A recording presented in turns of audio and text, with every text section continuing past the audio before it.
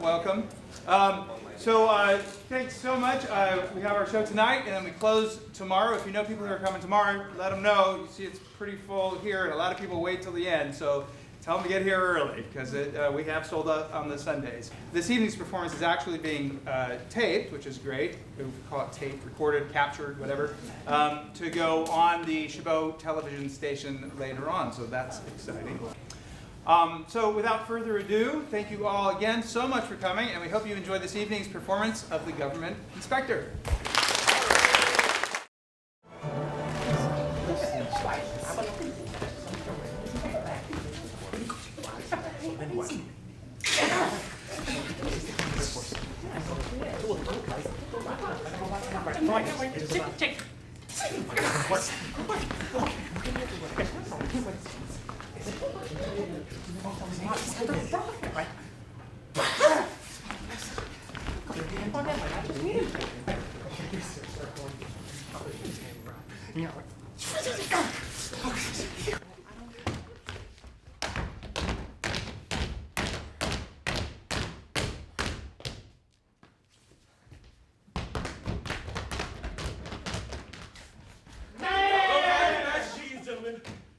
Grave news. The government inspector is on his way from the capital. What? A government inspector? A government inspector, incognito and with secret instructions. An inspector from the capital to our town? Just when things were going so well. I know, but I had a premonition. Last night I dreamt that I was here, working in my study when something caused me to look up from my desk. And there at that window, pressing their noses against the pane, were two enormous rats. They were staring at me. Their eyes burning red as if they could see into my soul. And then they slithered inside, sniffed around, and sniggered an evil laugh, and stole away as they had come. Well, was it the rats from Shapinsky's restaurants? Because the rats at Shapinsky's restaurant can be very enormous, even for Shapinsky. Oh, I tell you, it was a nightmare. Well, you hoped it was a nightmare, those rats at Shapinsky's. Hey, Hammond! How did you come into possession of this information about an inspector? I received a letter this morning from Himkov, my brother-in-law.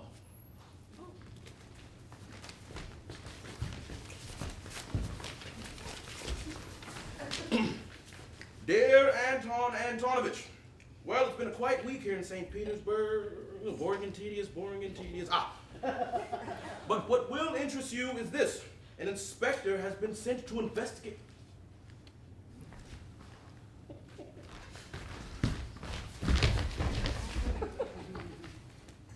An inspector has been sent to investigate various provinces with special emphasis on the towns in your district.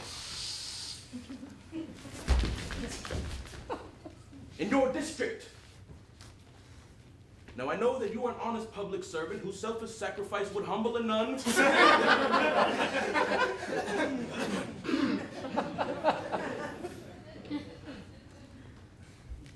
But even the incorruptible have been known to cut corners when the world is round. So beware this inspector, as he may turn up at any moment, in any guise. In other news, your sister has gained so much weight, I've taken up the cello, so I'll have something smaller to hold on to. So you do the report. And to think how smug I was whenever they lowered the boom on some other town, some other mayor. But why us? Why now? I know why.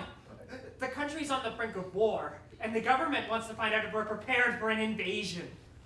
Who would invade us? We're in the middle of nowhere. You ride out of town in any direction, you wouldn't hit a border for years. It would be too obvious to invade at the border. A really crafty enemy would invade in the middle. The point isn't why he's coming. The point is he is coming, and we've got to prepare. First, the new hospital. We've got so much money to build. How many patients are there present? None.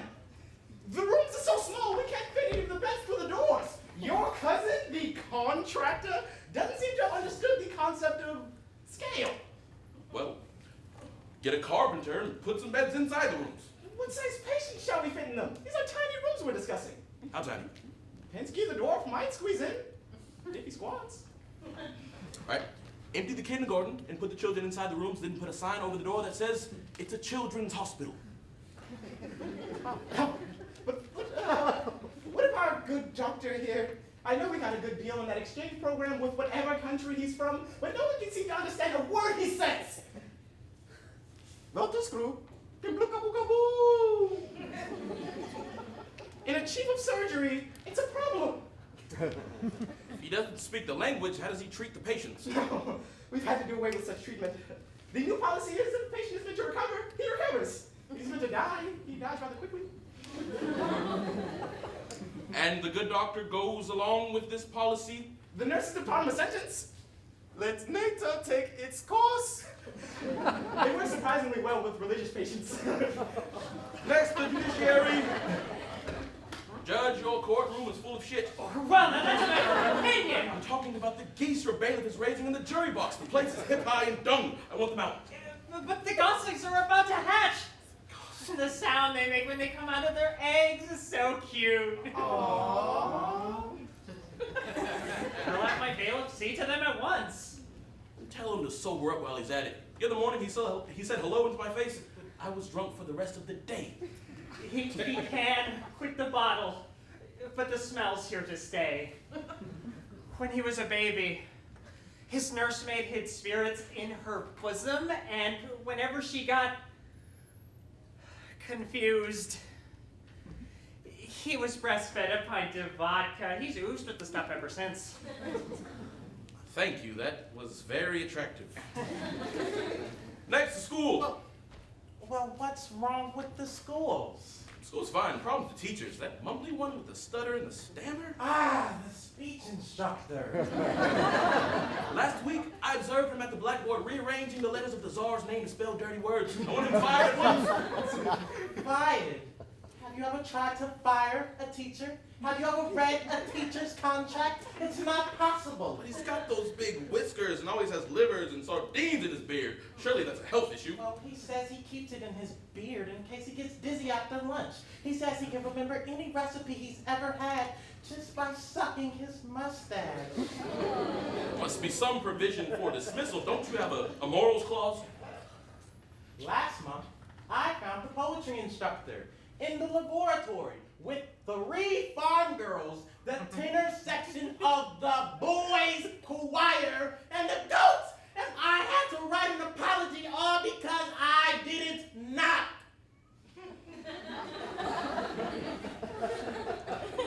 Well, send the entire faculty off into the woods then, and tell them to come up with a new curriculum. We'll never see the bastards again.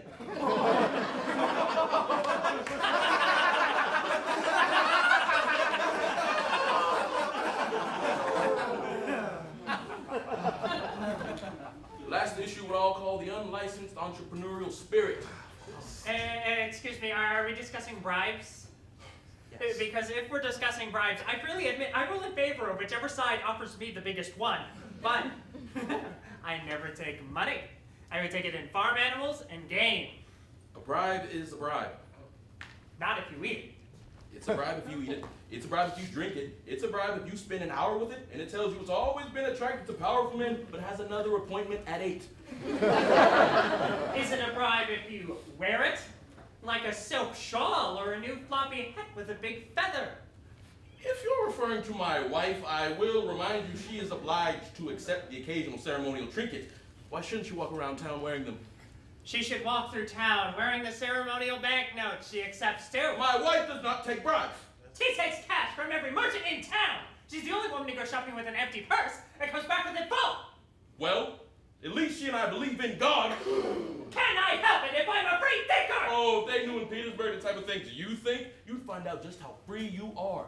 The cells of the Tsar are filled with atheists like you. The fact that I am an agnostic has no bearing on my ability to entertain all sides of every argument! Well, I always thought that you said that you were an atheist. I was, but it didn't leave me any room to maneuver. As an agnostic, I'm open to the highest bidder! Always open to the highest bidder. Enough! We're all guilty, only the particulars are different. A patient gets a better room at the hospital if he drops a kopeck on the admitting desk. And if he's small. A failing student is made head of his class if his father donates a new gymnasium. Well, and we have 6 of the finest gymnasiums in the district. And a litigant wins his case because he lets the judge ingest the odd chicken, the odd duck, the odd goose. And look at the price I paid! Forgive my tardiness, gentlemen. You've heard the news, no doubt, of the government inspector. How did you find out about it at the post office? I opened your letter. Not for any bad reason. I just went to see what was in it. What's your assessment of the situation then? Yes, tell us who you think will invade us. Oh, I don't know, but I hope it's the French. What I'd give to be invaded by Frenchmen. When did you start opening my letters? Open everyone's letters. What? It's nothing personal. Your mother died. Sorry.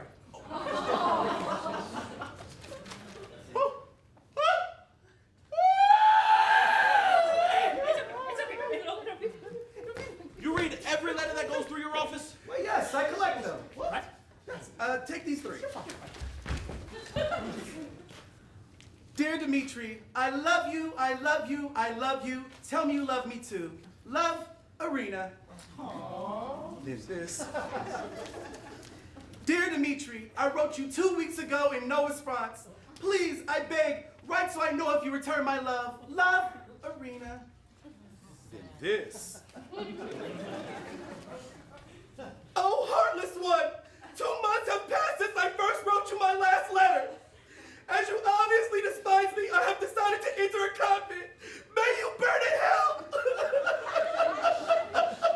Love, Irene! It's almost tragic!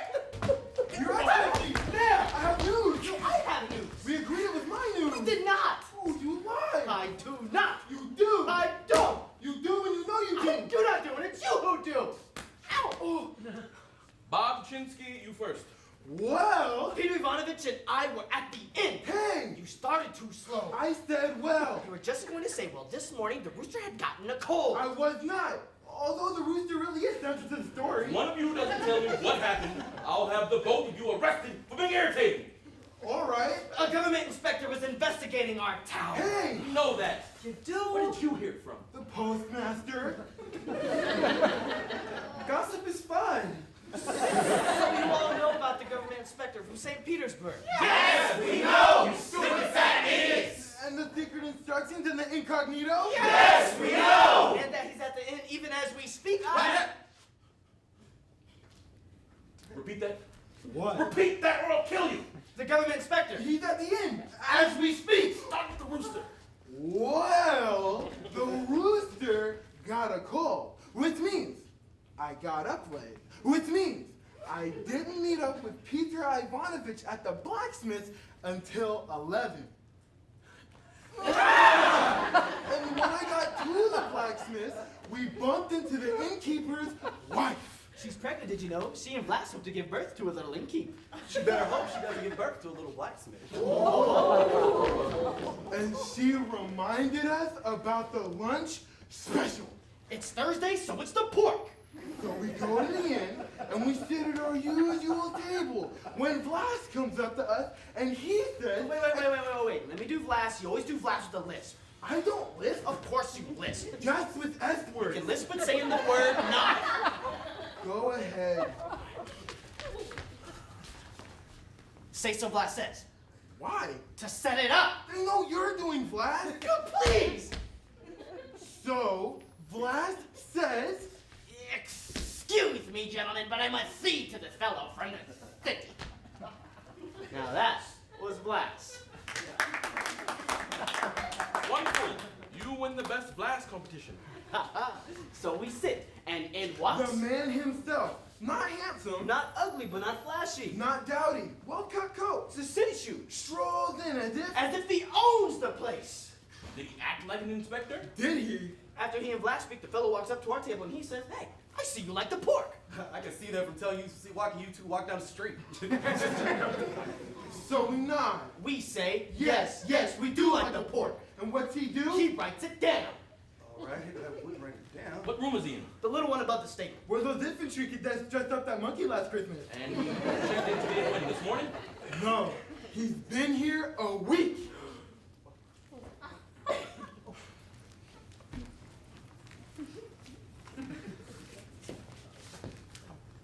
What's that stamp on that letter say? 15th of the month. This month or last month? Well, it got here, didn't it? You've held on to this information for over a month! I just opened it. We had a backlog. That's 7 days! God made the world in 7 days! And then some bastard snuck in disguise as a fruit salesman, came in and ruined everything. That's enough! have I done this week?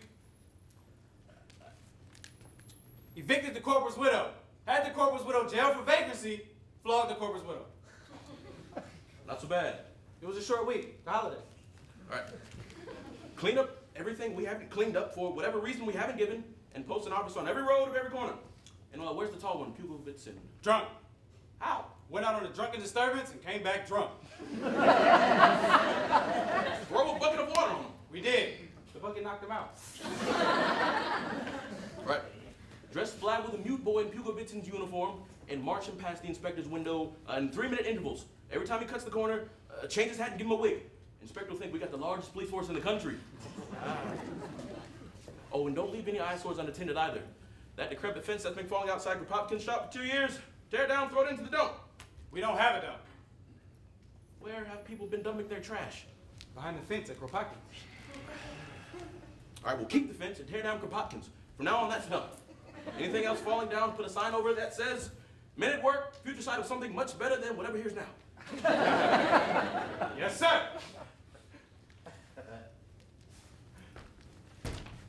You go back to the post office. Any letter of complaint written to the Capitol, I want diverted to me at once. Sir, we are the Postal Service. Your mail will be diverted in due time.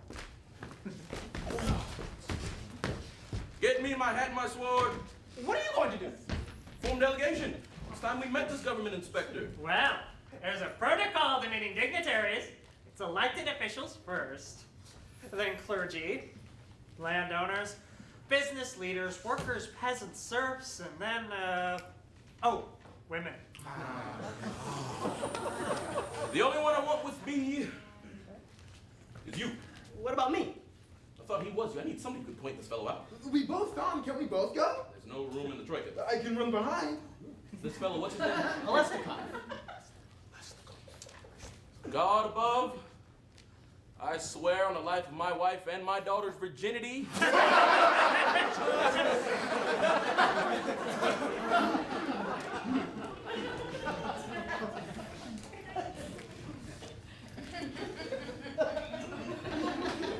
You get me out of this one, and I swear I'll never accept a bribe in church on Sunday ever again.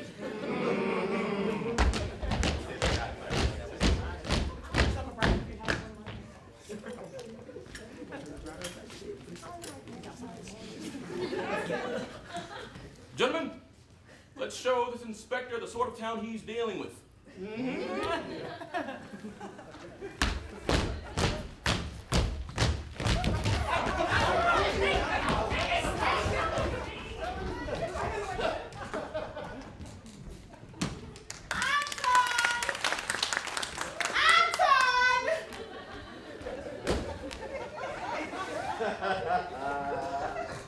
Oh, you made us miss everything. Printing in front of your mirror.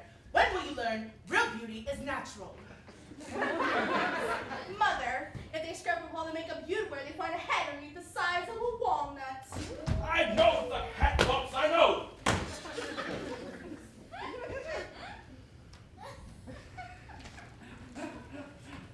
Why are you dressed like a lampshade in a whorehouse? I'm retired to be the government's inspector. How'd you find out? I have an understanding with the Postal Service. So, is he an officer? Who's his family?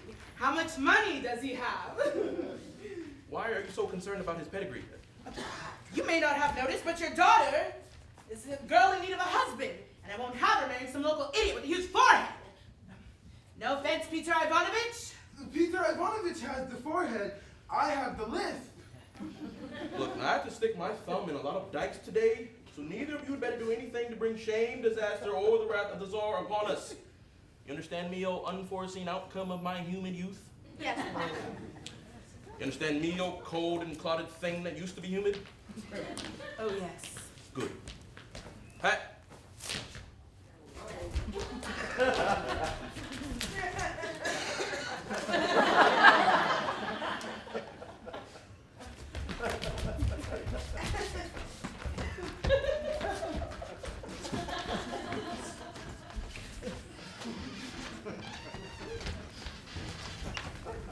Maria, go upstairs and change into something fetching that shows a bit of skin. I promised Father I wouldn't do anything to bring shame on us. And I promised to love, honor, and obey him. And look what it got me. A town where people eat soup with their hands. Now go! I hate you, Mother! I hate you! I hate you! I hate you! I hate you! Oh, a government inspector. Hurry, Mashenka! Hurry, hurry, hurry!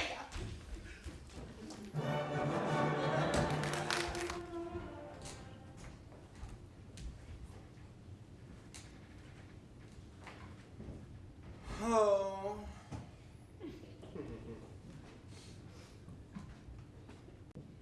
Oh.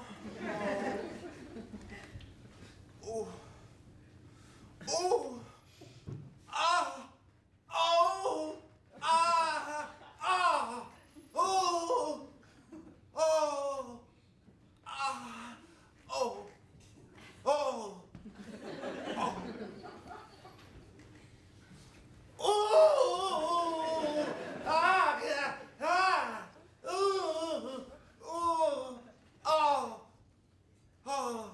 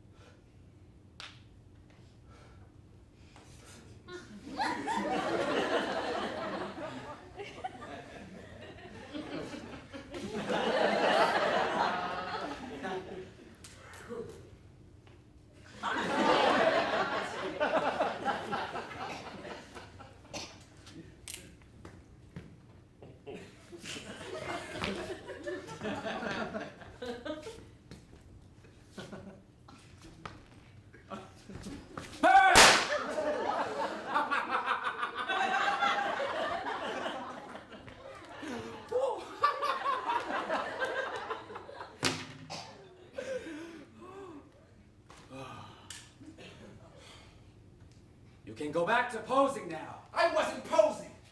I was trying to make myself look presentable on the one day after which I should no longer be able to present myself to anyone ever again. Oh, yeah. You're gonna end it all before bringing shame on your good name. You don't believe I'll kill myself? Not while there's one mirror left in Russia. Not while there's one bottle of brandy, one soft bed, and one woman who still believes that men can change. Lawson, I'm at the end of my tether. That cavalry officer I met down at the bar took everything I had in one roll of the dice. I've had to pawn my cufflinks, my stick pins, my cane, and I still can't scrape enough to pay for a decent meal or afford this ghastly little room. And now, the innkeep says he won't let me reside on credit anymore. Should I not kill myself? No, you make a good argument.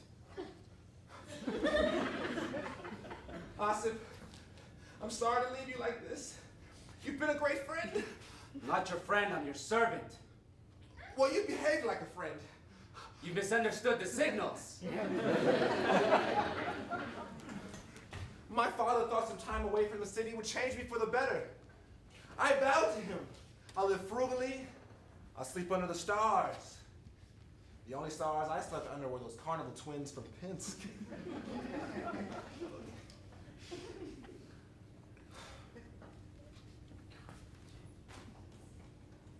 Why did I always have to have the best rooms?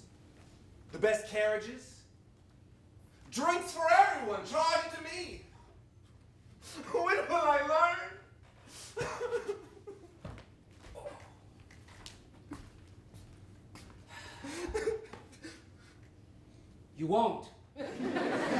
Now kill yourself.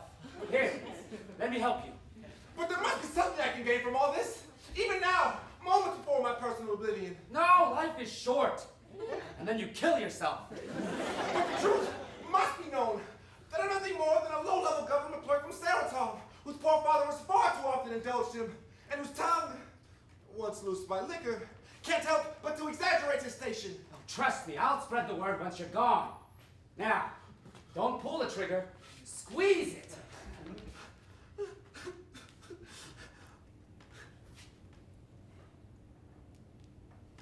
Wait.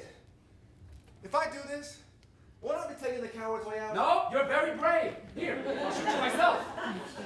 Perhaps I need to suffer first. Fine. The first shot will leave a painful wound, then I'll beat you to death with a rock. No, you're too kind, Hassan. No. You're too kind, Hassan. No. Thank you. We do this every day. From now on, no more gambling.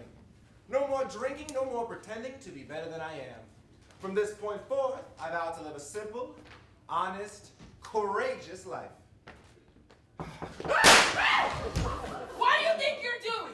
If I was as tall as a real person, you would have killed me. Well, your diminutive stature is as fortuitous as your sudden entrance, as I am quite hungry.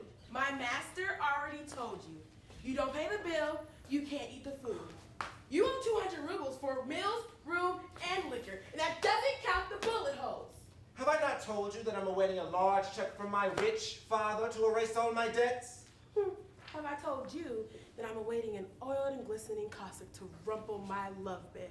No money, no food. You don't pay the bill, he'll send for authorities, and they'll take you to jail! I must hold my temper and keep to my newfound humility. Peasant! Tell your master, regardless of circumstances, a man must eat. Tell him that sustenance freely given is an act of charity, that shineth its goodness on the giver as much as on he for whom it is giveth. Tell him that maybe a stinking little swine like him can go without food for days, but I can't feed off my fat like a hog in heat. Now go.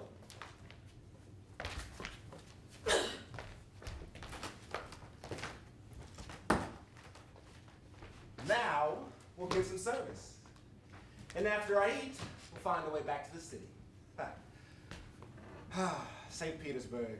How much I miss it. In Petersburg, if you stay up all night, you can sleep at your desk all the next day. In Petersburg, if you're too poor for a cab, you say, "Wait here, cabbie." Then you run to the front door of a house and out the back door of that house, and if it's not a house you actually live in, you're fine. Ooh, and a Petersburg woman.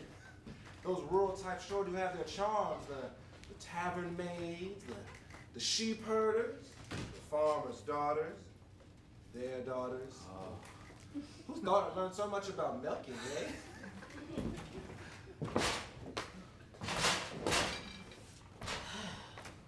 Master says it's the last time. Tell your master I'm grateful, and tell him I'm sorry I slapped him in front of the staff. I shouldn't have done that. I should have slapped him in private. Now, what have we? It's Thursday, so we say it's pork. This has teeth marks in it. You're lucky it doesn't have the teeth. Someone already ate this? Well, the pig didn't bite itself. What else is there? There's cabbage pie, cabbage soup, something brown made from cabbage, and cabbage. And I went from table to table at lunchtime noting what other guests were eating, and none of them were given this. Well, if you don't want it. Oh, no. I won't let you foist this on unsuspecting guests.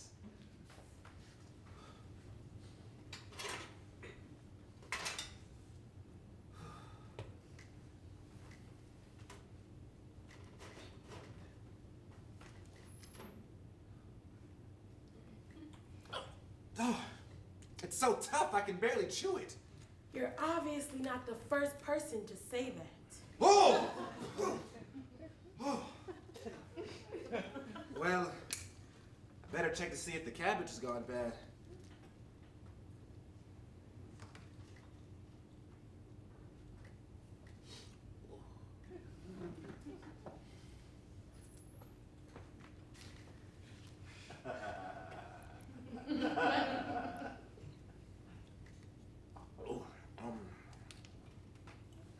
Well, it's impossible to tell if cabbage has gone bad, but...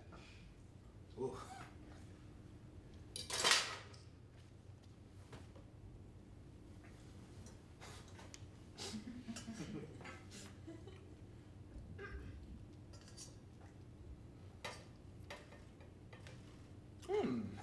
The soup's actually rather good. But surely it's chicken. No, Then why does it have a feather in it? because the rats in the kitchen love to wear feathers.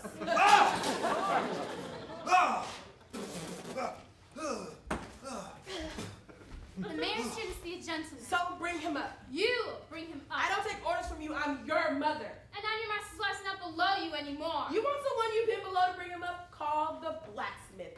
I tell your husband just whose anvil you got in there, but you never know when you're gonna need horseshoes. I hate you, mother. I hate you. I hate you. I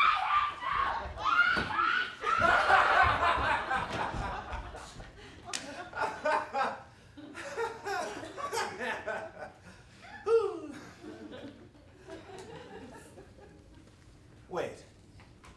Did she say the mayor's come to see me? Yeah. And there's police outside too. Police! You see that one? He and his 3 twin brothers have been by 6 times. That's 18 policemen! I'm going to arrest me for not paying the bills! And slapping an innkeep!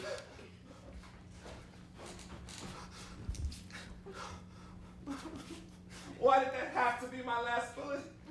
How am I going to kill myself now? You can finish the soup.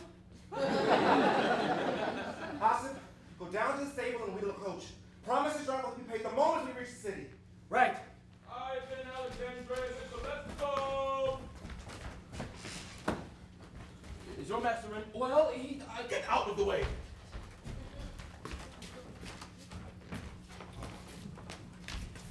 No, don't! I ow! Ow! Ow! Sir! Sir! Sir! Sir, my friend couldn't come. Would you like to have a seat? We prefer stand. I insist. We'll sit.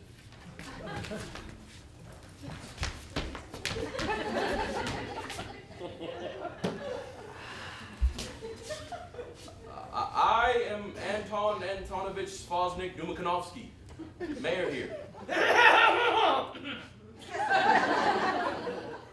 And this is Peter Ivanovich Dobchinsky, one of our local landowners.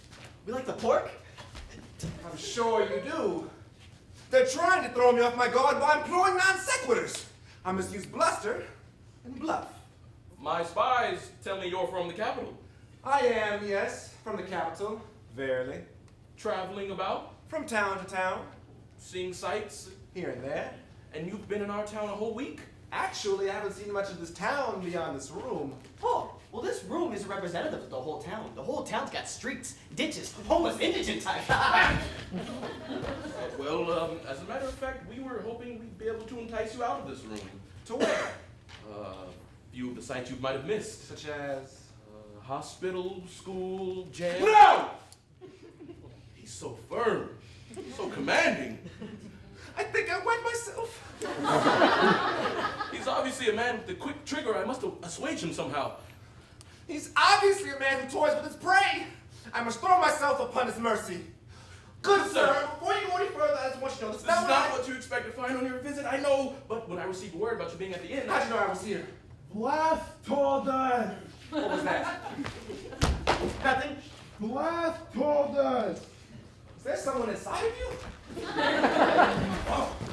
Hello! Oh, heavens! There are 2 of you. Thought I was hallucinating. How do people tell you apart? I'm the one with the broken nose! What we were trying to tell you was that last innkeep, he told us about you. He did? So you see, I had no choice but to come over straight away. Oh, understand this. Every other town I've seen, I haven't had a single problem. As long as I had money inside my pocket, I haven't set a foot outside my hotel. Money in his pocket. He's letting me know he takes bribes. He hasn't arrested me yet. Perhaps if I confess to only the 200 rubles, he'll go easy on me. I see you have quite a police force patrolling outside. Tell me, is this your normal practice? when dealing with someone of your sort, oh yes. My sort? I mean, in a case such as this. Oh, I see. And what might you imagine the outcome of such a case?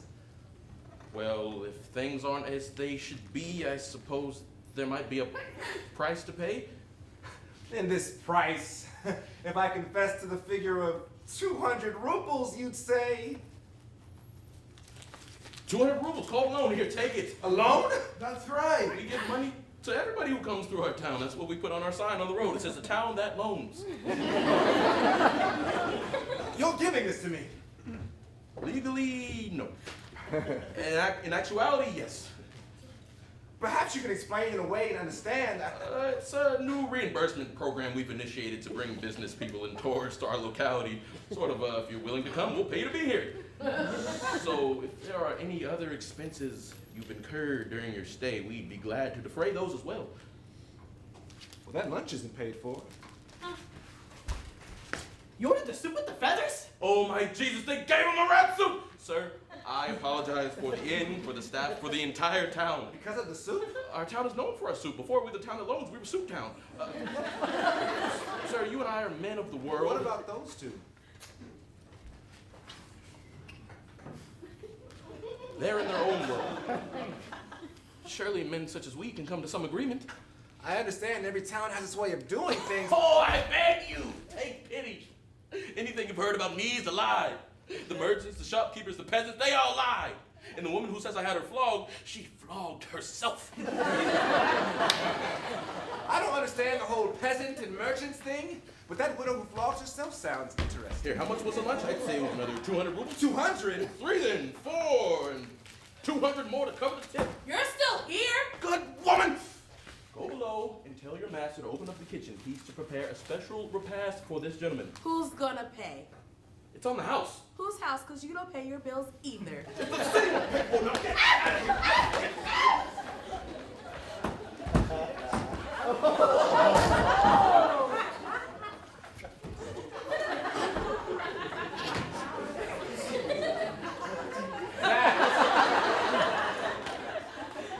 Was impressive. Yes. He's never better than when he's shouting at women. Well, I appreciate the offer of lunch, but that food they sent up before, this place should really be cited. Consider it done. There'll be a citation and a fine. Oh no, that's going a bit too far. Oh, no, it's always been better. Yes, the whole inn's gotten very run down. Does anybody even stay here anymore? Just out of towners. A man of your station deserves much better. If only... No, I can't. All of a sudden, I find myself so shy. If only you grant me the honor of staying with me. Would there be people there? The guest room is large, the bed is comfy, and my wife's cooking. We'll eat out a lot. I don't know. I mean, I really should be getting back on the Oh, road. it's too late to start off now. Once you hit the road, there'll be bandits, and you don't carry a pistol, I wager. Oh, of course not. Oh. Then you must stay the night. How can I refuse such generous and improbable people? It would be my pleasure. Splendid. We'll see to it your thing is sent over at once. Well, a big lunch, a visit to the mayor's, and new friends. And to think, I thought you came here because I slapped the innkeep.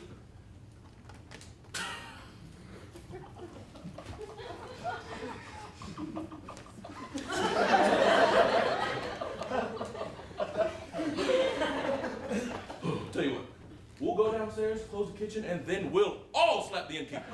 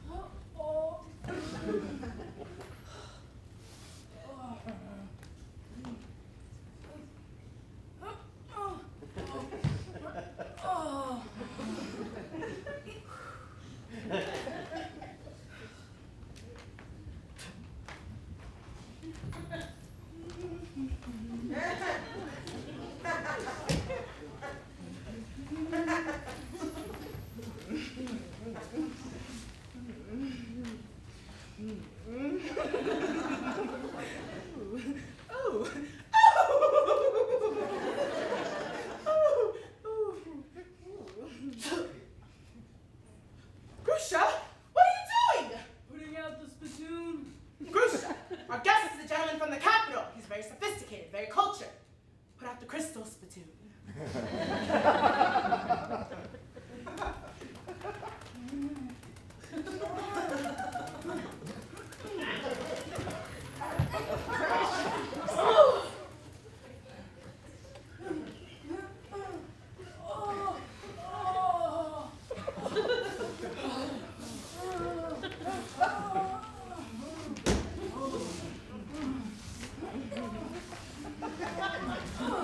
Better? Much. I still prefer the black. Well, think of purple as a lighter shade of black. You're wearing pink. Pink makes a man think of youth and beauty and the blush of a rose on a summer's day. Ooh. Mother, the blush is off the rose, and the rose is off the bush. I won't have that kind of talk when the inspector arrives. Men don't like a woman with a tongue like yours. Oh, really? Ask around. Anna Andreevna. Greetings, Anna Andreevna. What have you got on your nose? A bandage. He was listening at a keyhole. With his nose? You are stupid, aren't you? You're looking very lovely today, Maria Antonovna. Go away. All right. So, tell us, what's he like, this man from St. Petersburg? Oh, very cultured, very sophisticated. Does he speak French? He has the look of a man who speaks French. And if not, I bet he speaks Russian with a French accent. What difference does it make to you? You don't speak French. Of course I do. Un peu. What else can you tell me about him? Is he married? He's not made mention of a wife. Although I've never met a man away from home who did. I'll find out. I can spot an available man from 1,000 yards with the sun in my eyes. That's how I am with cheese.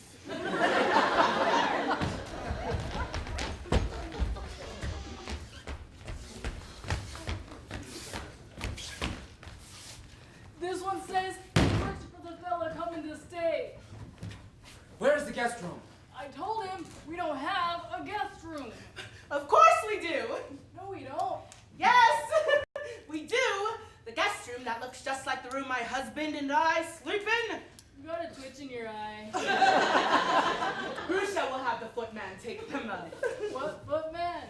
The footman who looks like you when nobody's looking. My good man. I'm not asking you to tell tales, but your master, he's really high up in terms of status, isn't he? He would be low just to admit how high his status really is. Has he known the joys of the conjugal bed? By himself or with others. What kind of eyes does he like in a woman? Open. But it's not a requirement. Oh, wife! Are you at home? It's them! Oh.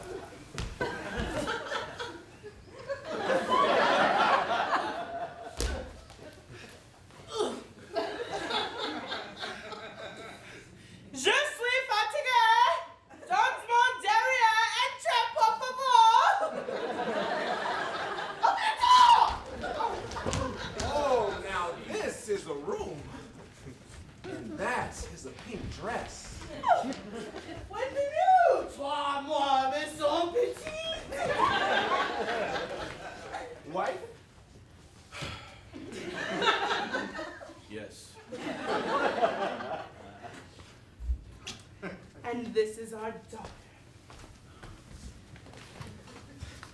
Maria. Hello. Give him your hand. Hello, this is my hand.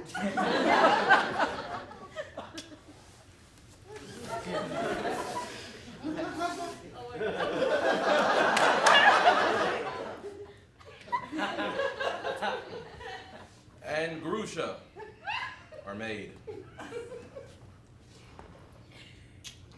Ah, Grusha, I know you will never wash that hand again. Never have, never will.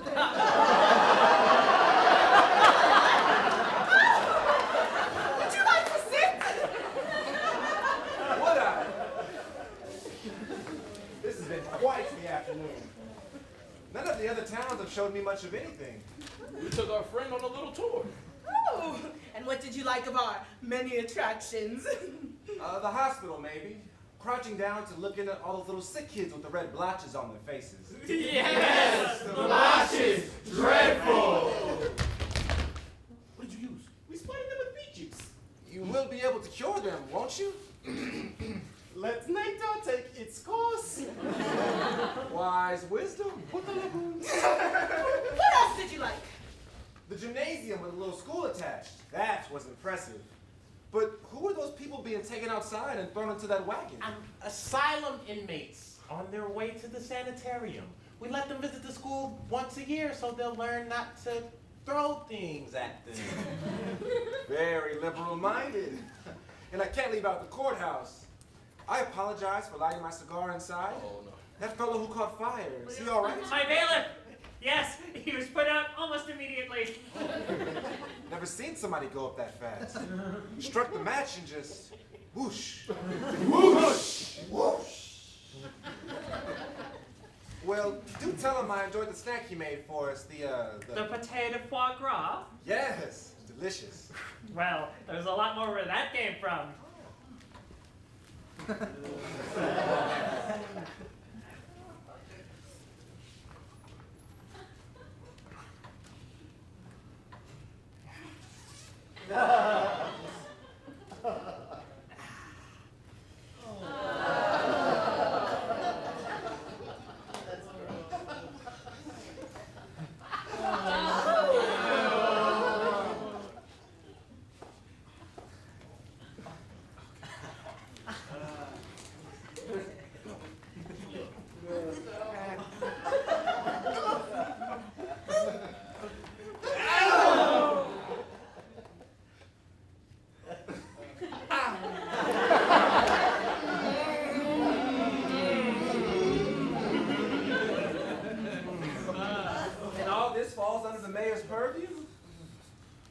In a town this size, everything is the mayor's business. It does seem a lot for one man. How do you manage it all? Work, brains, God. You know, often at night I'll pray and say, oh, God, how could I be a better mayor? How could I better supervise city services and cut back on bureaucratic waste and fraud? I don't ask for a reward on earth, God, not like a district-wide post of the Order of St. Vladimir. No, God!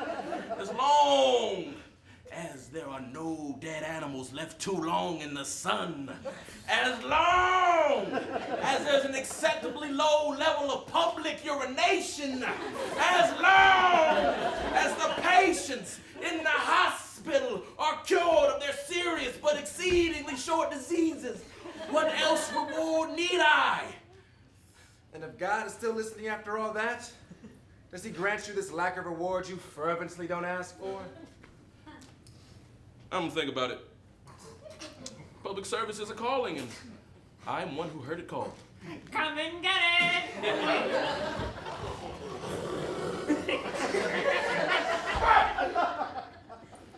Well, you don't have to tell me about government work. I have a position myself. I've been writing about it sometimes. You do? Little poems and verses to pass time at the office. Oh, would you favor us with one?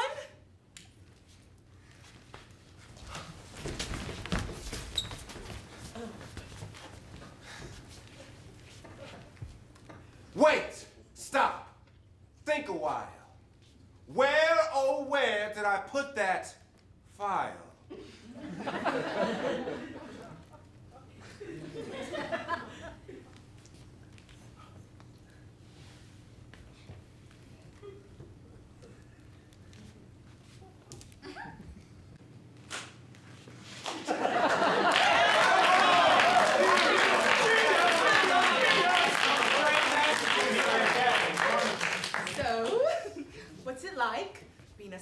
educated gentleman stuck in a country backwater like this?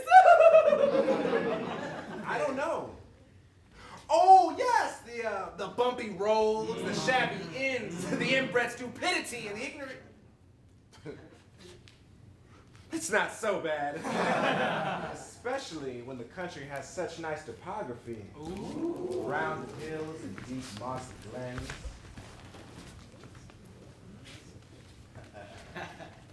I should see if my servant has everything in order.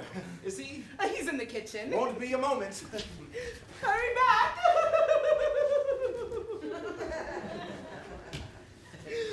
Well, has he said why he's here? How high up is he? He won't say. He's keeping up this pretense of being a clerk from some obscure no place on his way to visit his father's hovel in Saratov. He has no choice. He's incognito. There must be some way we can make him spill the beans. My bailiff filled him with 6 mugs of beer. You'd think that would have made him spill something. I hinted around. I kept trying to give him an opening. Well, fine. I'll give him an opening. What?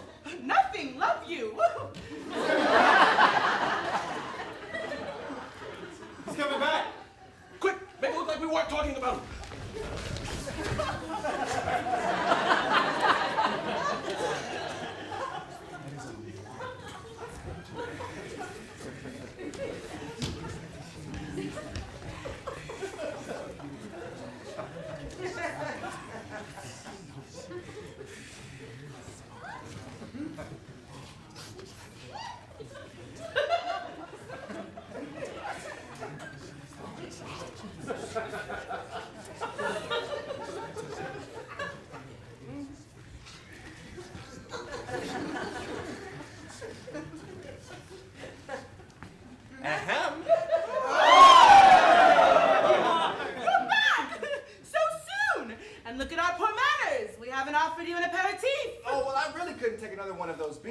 Mayonnaise au country!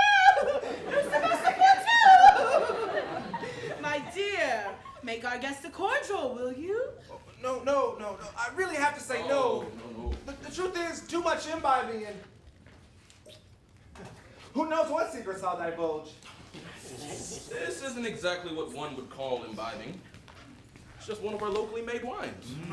You make wine here? Oh, yes. Very proud of it we are, too.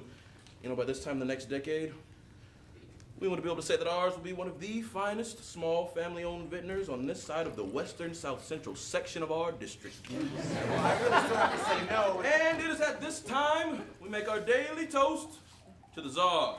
The Tsar!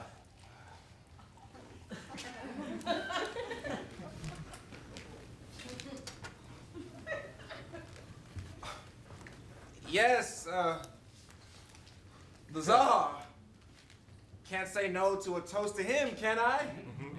Even if it is just a tiny glass. To the Tsar! The Tsar. The Tsar!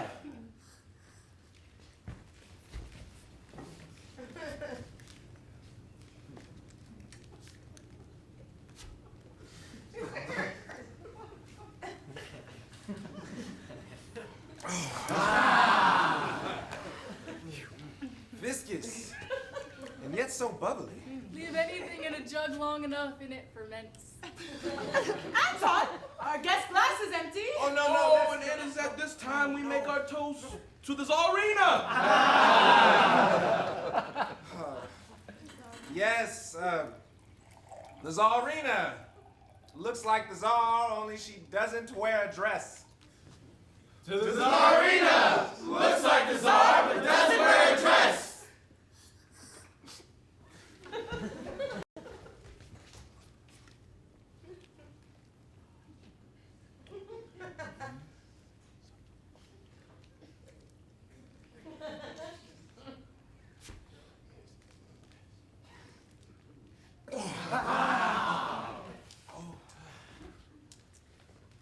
And now it is time we make our toast to the Tsar's father! Yes, he was a good Tsar, the late Tsar, but late, as was his father, the late Tsar. And if you were planning on going up the line of the ascension To the many late czars before him and the ones that come before the ones after that. To the late czars! Many late czars!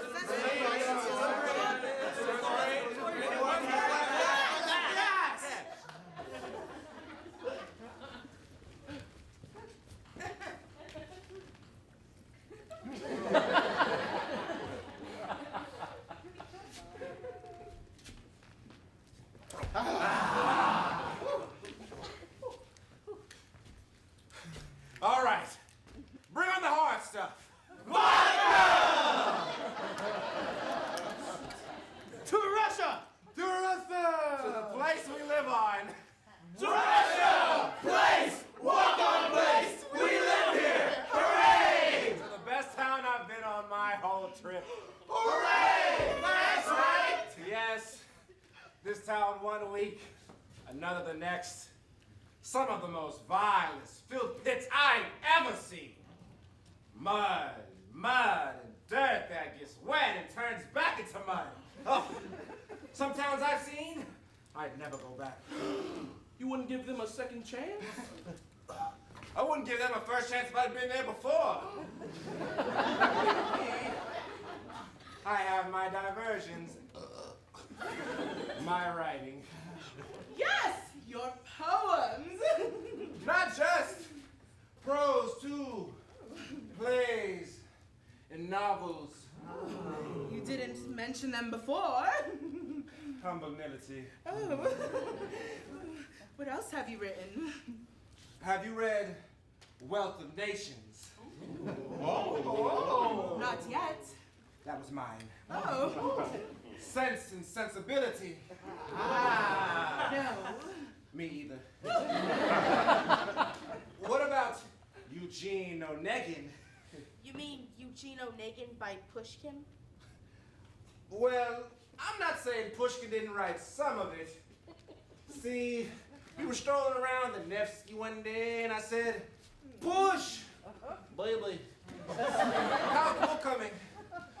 "Ivan, I'm so blocked." Oh, long story short, the duel, mine. The I love you and you don't love me and now you love me and you can't have me bit, mine. Royalties and reviews, him. But I don't begrudge. He's writing another book by himself now. I just hope it's good enough.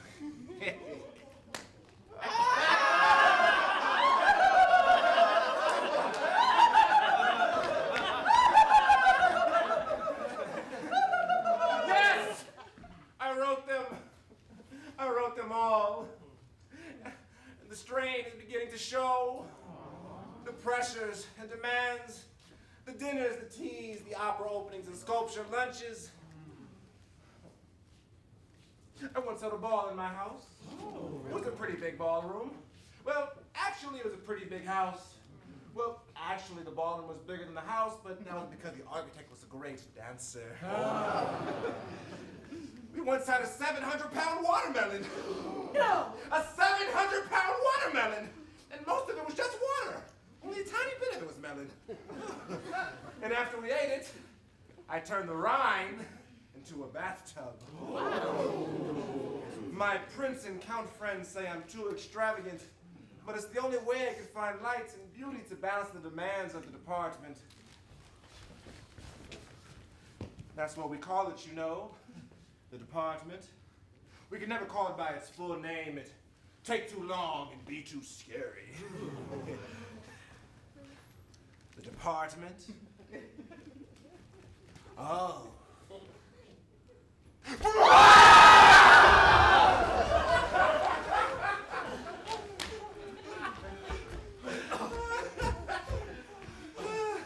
Or the department of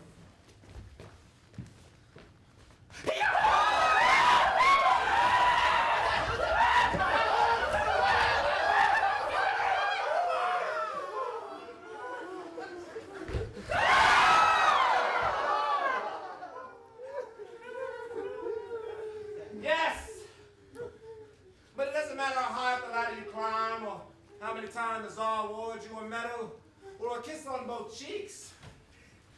He's a great kisser, by the way, the Tsar. Yes, it doesn't matter because the people really don't care. The people out there, guzzling their faces and feeding their swill and only thinking about themselves. It makes the highly placed government official with immunity from prosecution want to lurch out from his palace and scream out to you faceless masses. You stupid, mindless masses! Want to have faces? Are you stupid?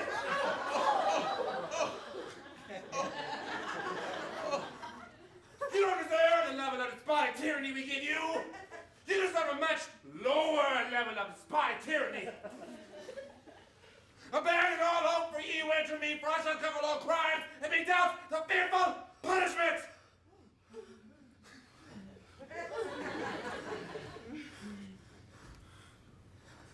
Why are you all staring at me? So we can see you. You are a nice man.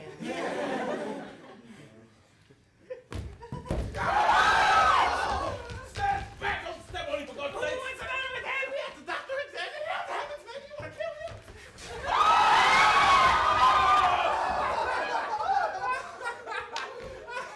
My gosh.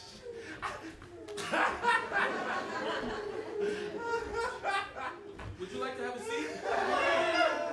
Sis? Never! Oh, I can go on like this for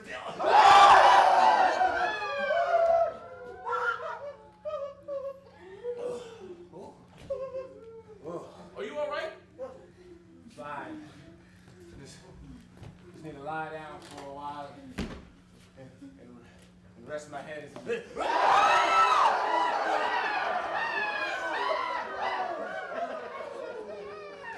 rest of my head is an upside down. And then more goose. And more.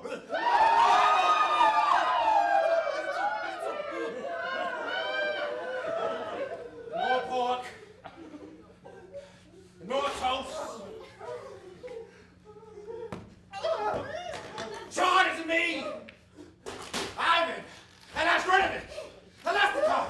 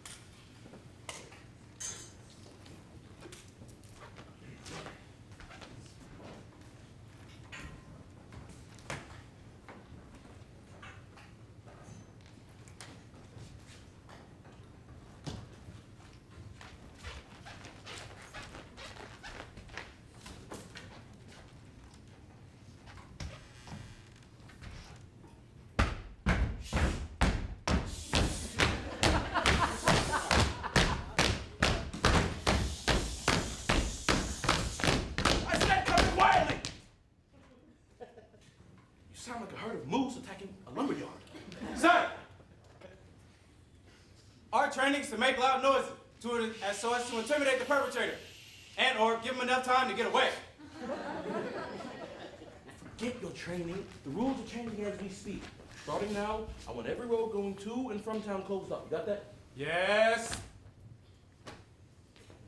Sir, no one gets in or out of town without your say-so, or unless they pay us. What's the matter with you? Sorry, sir. It's kind of hard getting used to the new rules.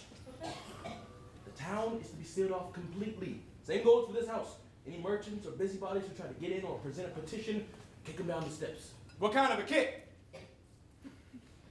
Sometimes they hand them to you on a platter. Thank you, sir. I'll demonstrate for the men later. Any news on Hugo Vincent? Still drunk. Fixed star in a storm-tossed world. Now go.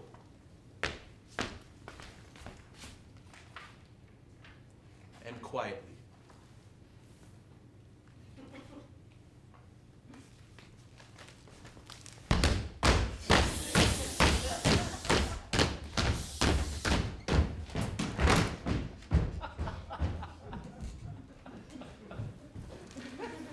Is he up and about? She made him some fried smell. No, he's been on cold for 12 hours. Well, the poor man deserves a rest. He writes poetry, he throws parties, he runs the nation, and kisses the Tsar. You don't think some of that was exaggerated by his being, drunk? In vino veritas. Even if half of it was vino, his veritas was impressive. I didn't like that display of temper, though. The way the man started berating the faceless masses, it gave me shivers. I knew there was something wild about him. The way he kept looking at me. He wasn't looking at you. He was looking at me. Why would he be looking at you? I am sure he looked at the both of you. When he talked about hills and forests, he was looking at you. And when he talked about 700-pound watermelons, he was looking at you. He's also upside down. Fella acts like he has such power, yet he looks like some gelatinous, unformed baby thing. Take me back to a time where the frightening people looked frightening, and the weak and stupid wore signs. Master still out cold? He must like his beauty sleep. Yeah, it's a wonder he's ever awake. Fish. We're just having some breakfast. Why don't you join us?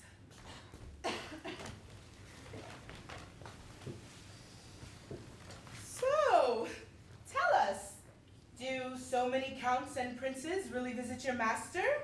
Come again? Do so many counts and princes really visit your master? At his soirees, in his ballroom, at his palace where he entertains aristocrats from his literary and political circles? How should I respond? Since I don't know the details of his fabrications, I must be wary and tread lightly, cautious in how I answer, unless it does my master harm.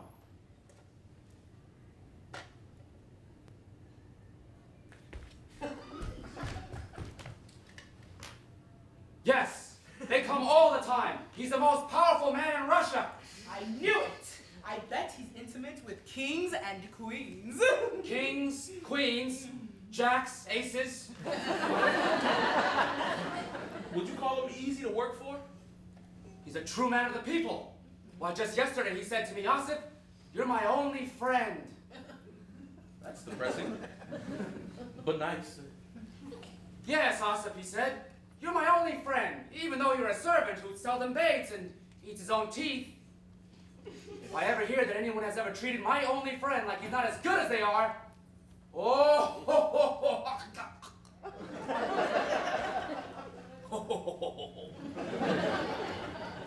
So, how does one show your master's only friend that one thinks him just as good as one, if not better? Money.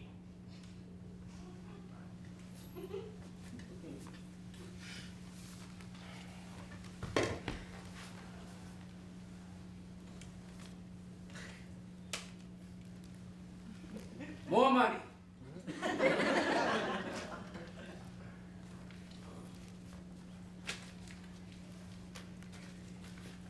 More money.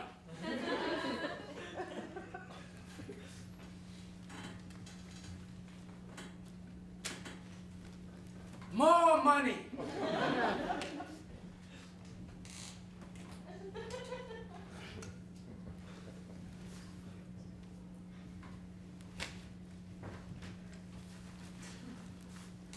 More money. That's my master.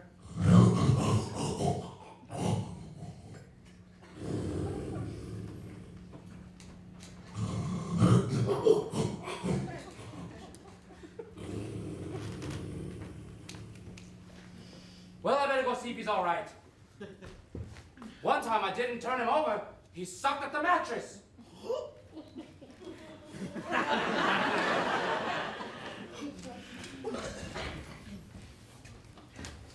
Mashinka, I think it's time you and I have that mother-daughter talk we keep putting off.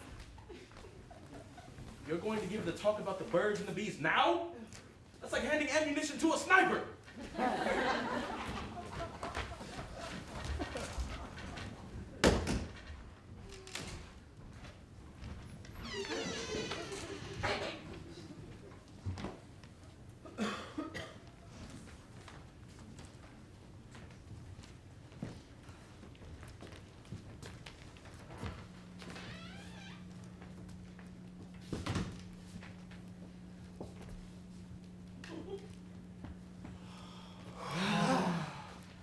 Thank God he's not come down yet. Yes, gives us a moment to collect our thoughts. I don't understand why you're all so frightened of him. You didn't see what he was like yesterday. Like the Inquisition, but strict. Gentlemen, it's very simple. If we want him to take it easy on us, we must provide a little incentive. Excuse me, are we discussing bribes again? Because I'm not used to the sudden embrace of euphemism. We must be able to claim innocence if questioned. We cannot be overt about it. Yes, we must first firmly embrace ambiguity. Well, we could say we're raising funds for a memorial, and could we look after the money until we decide what the memorial should be? Or we could say we received an envelope full of cash with his name on it and no return address. If it was his name on the envelope, how do we know there was money inside? I opened it. What? Why does everyone look at me like it's a problem? Well, the one thing we can't do is bribe him en masse. So, who shall approach him first? How about the principal? I can't. Look, if he's got anything like tenure, I'll start to whimper. And besides, I have very nerve-making news. One of the teachers got loose and is roaming the countryside. And if we don't get after him by nightfall, we'll have to light torches and chase him to a windmill. Why can't one of you men do it? You're men of science. The language barrier makes it too difficult. But I have taught the good doctor 3 phrases to say in my signal. For example, if the inspector asks about the children he saw yesterday at the hospital, children's spots all gone. Kids now up and about. And if he asks about the reoccurrence of disease, it don't have a chance. And when we're ready to go, I'll say that the good doctor has to attend to an expected mother at Raskonowski's dairy. The cow is going to have baby. It's him.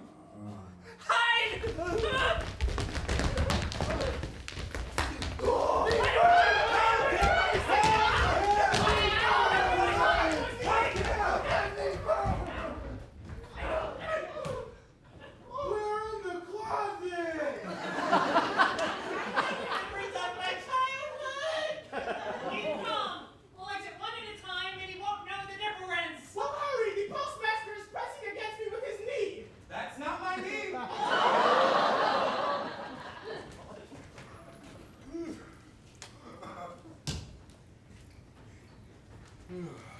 What a good night's rest.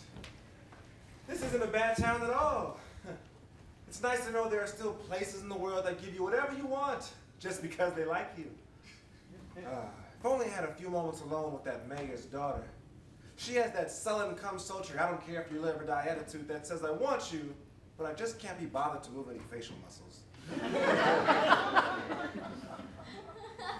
If only, I bet I could get in there. If only I had a few moments alone with that mother too. Although, I think she could hurt me.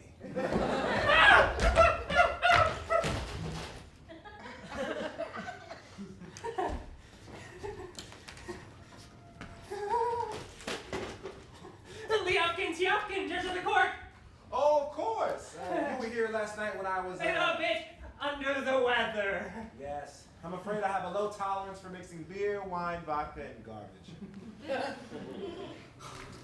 This is harder than I thought. It's one thing to be bribed, but to bribe is a complete inversion of thinking. I haven't a clue as to why he's come, but I'll pretend to be interested. So, how long have you been a judge for? Since you were little? It's been 20 years since my first election. And re-elected ever since?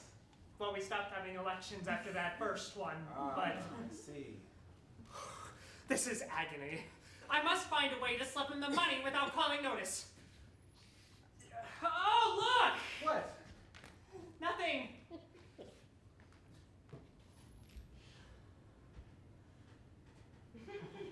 Look! There! Oh.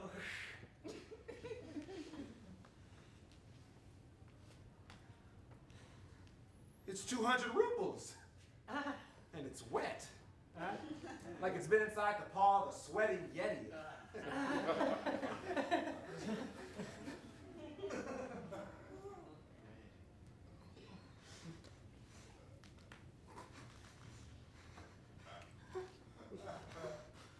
And it fits. Come now, tell the truth. Is that money yours? Yes? I knew it. I'm done for. No. It's a funny thing. Find myself a bit short of cash. You wouldn't happen to want to loan me some of it, would you? What? You'll get it back. I don't want it back. Take it. Take all of it. In fact, make it 300. Thank you so much. Not at all. So, do you have any special instructions for me regarding the court? I suppose I'd repaint the walls where the wood got scorched, but otherwise, no. Then I take my leave. That was easy. I want to bribe someone again.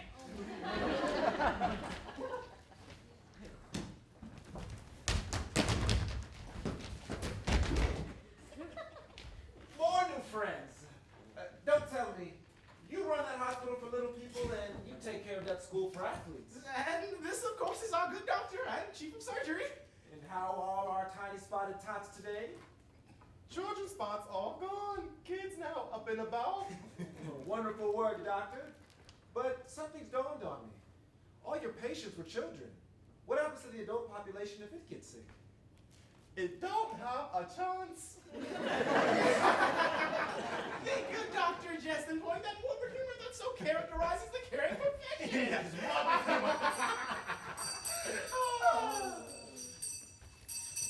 Hey, the doctor's gotta come quick.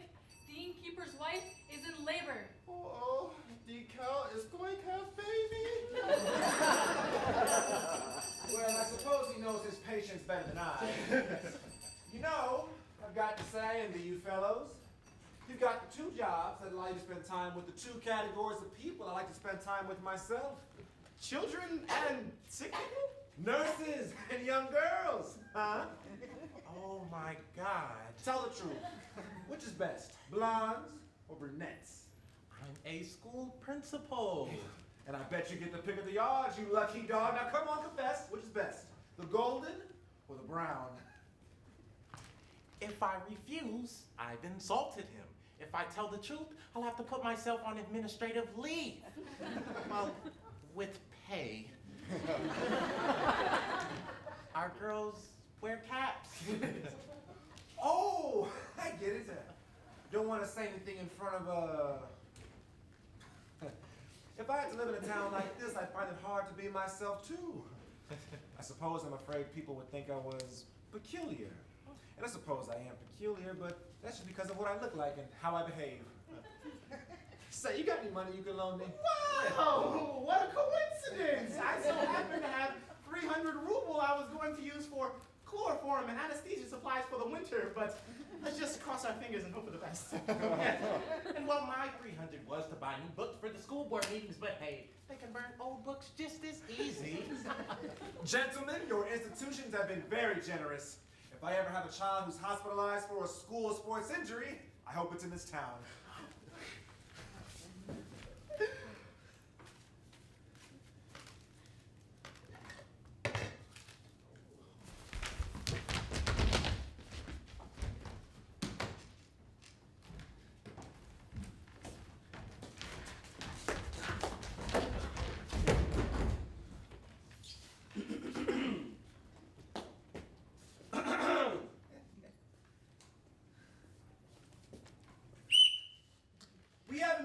Shepkin, the postmaster.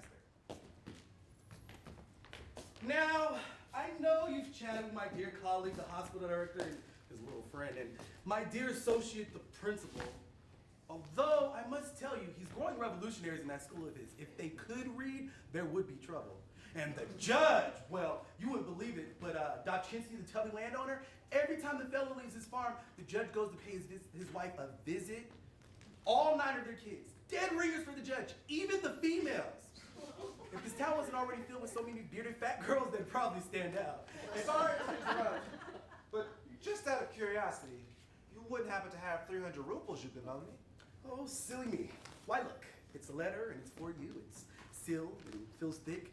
Its contents neatly bound and in non-sequential serial numbers.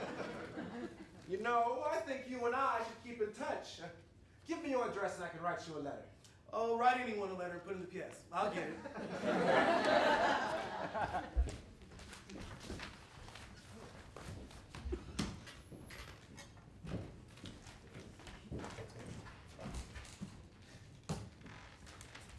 Hello! It's us! My, you both got them now. I can't tell you apart again. Oh, that's easy. I'm Peter Ivanovich. And I'm Peter Ivanovich. Yeah, that's great. You got any money? Well, it's 300 rubles each, or 600 for the two of you. 160 here. 25 here. Well, checking that line, and sometimes coins get stuck inside. Oh yes, you get a key card and it tears a little hole. No, Excellency. I'd like to ask for your assistance in a very delicate matter. My son, our pride and joy, was conceived in love, but born out of wedlock. My wife and I corrected our error and married right after, of course, but legally the little fellow doesn't have my last name. Now, I'd be ever grateful if you can see your way to legally grant the particulars of his birth some special dispensation. He's so talented. He's only 10 years old. He can whittle anything from a block of wood, unless it's larger than a block. If there's anything I can do... Oh, thank you, Your Excellency, and blessings! I too have a small request. When you return to the capital and you're at one of your soirees with Master Pushkin or the Tsar, could you, if it crosses your mind, if you think it's appropriate, could you say, you know, I was in such and such a town, and in that town I met a man named Peter Ivanovich Dobchinsky. And? That's it. Say your name? Out loud and in the capital. Doesn't have to be the whole name. It doesn't even have to be in your home. It could be in an alley late at night when no one's around. Here, I've written it down in case you forget how to say it. Peter. Don't waste it. Wait until the time is right. Blessings, Excellency, and thanks. Thanks and blessings, and forgive us for our existence.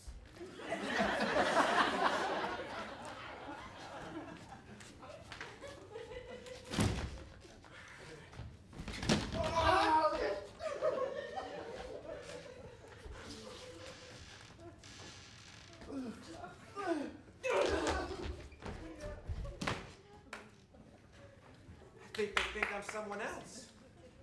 What did I say to them last night?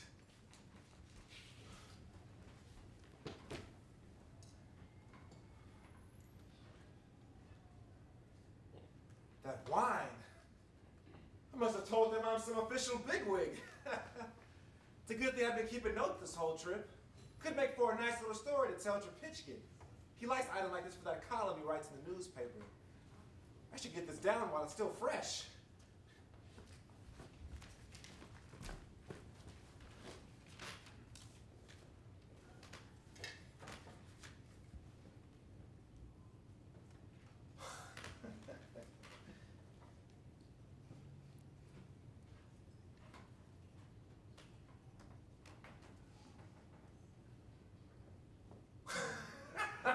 Oh yes.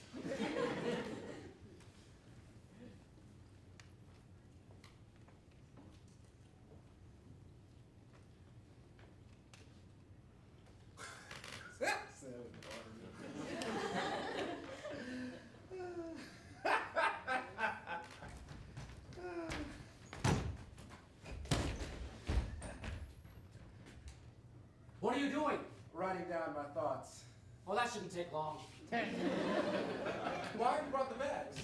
The coach leaves in 20 minutes. We're going to Saratov. Oh no, I like it here. People give me things and smile when they see me. And when they find out that you're not who they think you are, How would they find out? because they're not as stupid as they look. Meaning?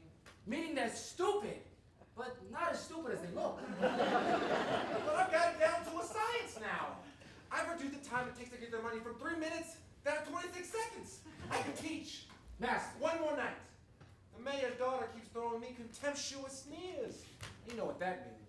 She has contempt for you. Hassan, do you know how many women I've had on this trip? You haven't had a single woman on this trip that didn't involve the exchange of money.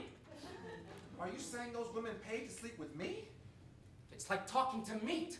I'm saying that no woman in this house will give you a toss. How much are you willing to bet?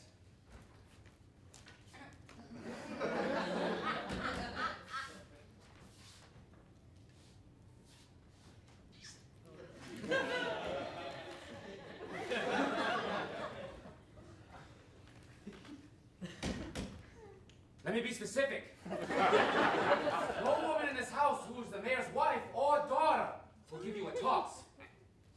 All right. How much you got there? Oh no, this is 2,000 rubles. I can make good my debts, repay my father. No more the gambling wastrel who loses everything on one cut of the cards. Double or nothing? Done. And you gotta show me proof by the time we leave. You'll have it in hand.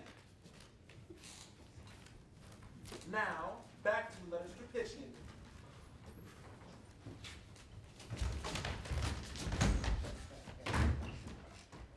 Sorry, Your Excellency, but some rabble are trying to see you. Give me a few moments and we'll have them on the run. Rabelais, more material for Chapitchkin. Bring them forth. But the mayor ordered me to keep them out. And my order is to let them in. I can't help my nature. Right, all of you come in and start complaining at once. Excellency, I'm Abdellan, spokesman for the merchants of the town. We've come to petition you about the mayor. Yes. What's he done to you? What hasn't he? Exactly. Everything to him is his. Yes. It could be food. Yes. It could be wine. Yes. It could be little tiny things. Nobody knows what they are. They're so small. Yet he takes them and never pays. Make us deliver. If you even hesitate to give what he demands, he'll close you down, impound your goods, and bring the local soldiers in your house. Last winter, my wife and children had to sleep on a cold floor while some fat sergeant snored away in my bed with his boots on. Not the boots. Where did you sleep? With the sergeant. That's no more complaining. What about you women? Excellency, I was first. No, you weren't. My life is worse than yours. I have a husband. Enough! You. Excellency, I am the locksmith's wife, complaining on behalf of my husband. The locksmith, Well, why isn't Locksmith complaining for himself? he's gone to the front. He was drafted by the mayor when it wasn't even his turn. Well, you can't draft a married man unless there are extenuating circumstances. The mayor says your husband is old. He's no use to you anymore. I say he was no use to me when he was young, but still, I was used to him. I curse the mayor. May his nose get bigger and redder and fuller and puffier with all the puffy redness that marks him as a puffy person he fully is. And you? I am the corporal's widow. The widow who flogs herself. Ooh. It was market day and I was standing in the butcher's stall. And one of the women smells her meat and yells, "This meat's rotten!" The butcher calls for the constables. She runs off. I'm the only one standing there. So they grab me and start to flog.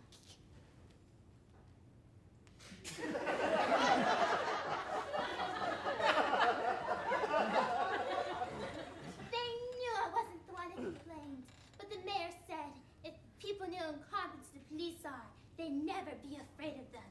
It was my civic duty to be flogged. Oh, what a shame. Well, these things can get a man sent to Siberia. What? What did he say? Did he say Siberia?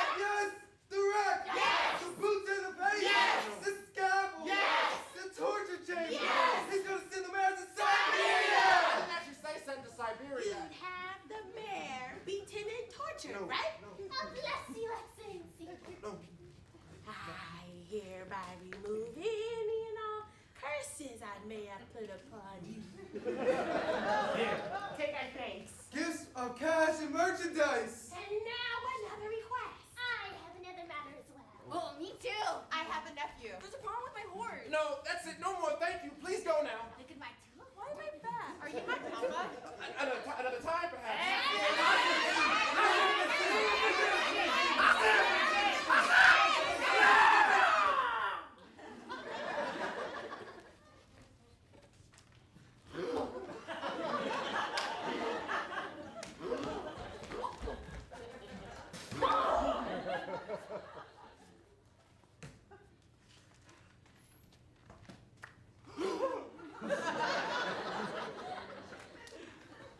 There's more of them trying to get in. Where is he? Where is the government inspector? He went that way! You're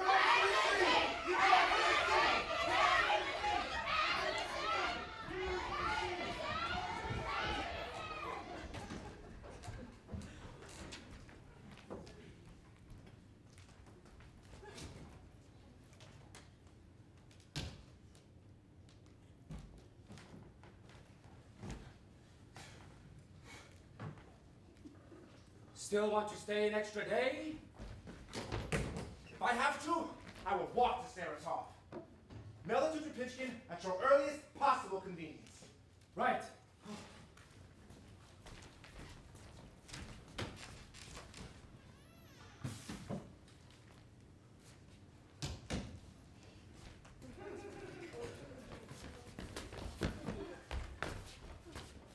Double or nothing. Proof in hand.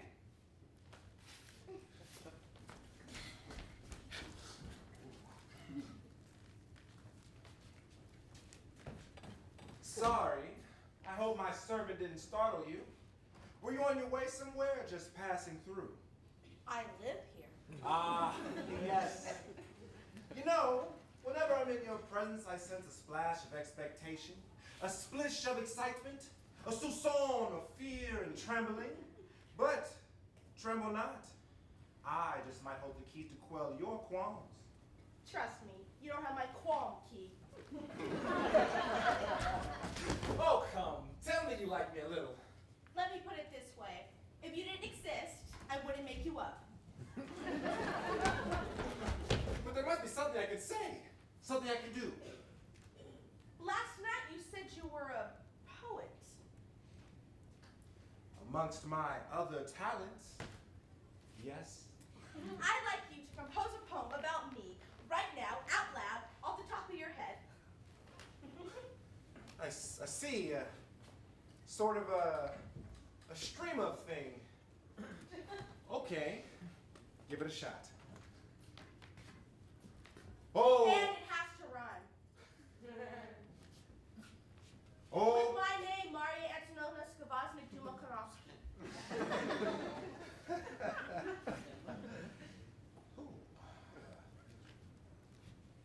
Oh, Maria. Have you met Maria? If you have not, I'll bet you are sorry, haven't.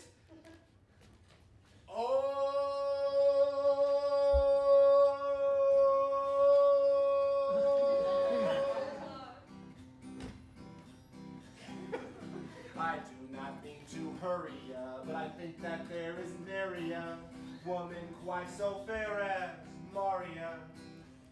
Not Natasha or Masha or Varia, just Maria, my Maria. Oh, I wish I knew an aria from an opera aria. A leper is a paria. Pariah. Isaiah for Maya, Mariah. Mario, have you met Maria, the mayor's daughter? Would you leave Eugene on again? She'll really have you begging, la-di-da-di-da-da-da-da.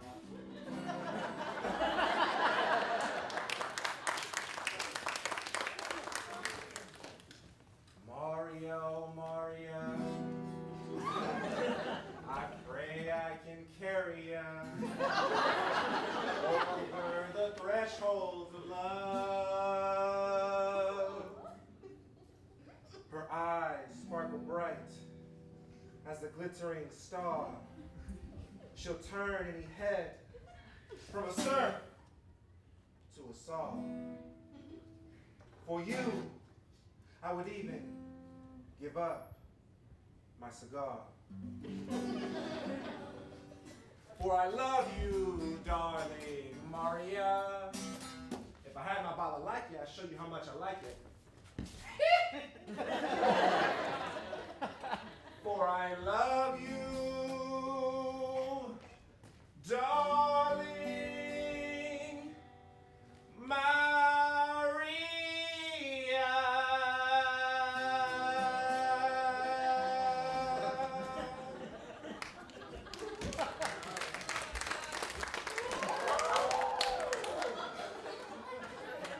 What do I get if I rhyme with Skaboznik to Lukhanovsky? I love you. I love you since that time when you turned red, then white, then green. Say you love me too. I love you. I love everything about you. I love that sash around your waist. I'd like to be that sash. To hug and to hold you. And if you lost weight and I slipped a few inches, well, isn't that what a sash is for? I must get myself to you at once. Wait. You mean we're gonna make love, and I'm under no obligation to woo you? Haven't you ever seduced a woman without talking? I didn't think that was legal. Maya! It's Mama. Quick, as soon as you can, get out of here. I'll meet you down the lane at the fountain near the church behind the chapel wall. And from there, we'll make our escape. And I will treat you to every delight. Down the lane at the fountain near the church behind the chapel wall. Yes. But wait! Give me a keepsake I can hold close as a remembrance until we meet again. Here. You want it to be it, so study its ways. Oh, come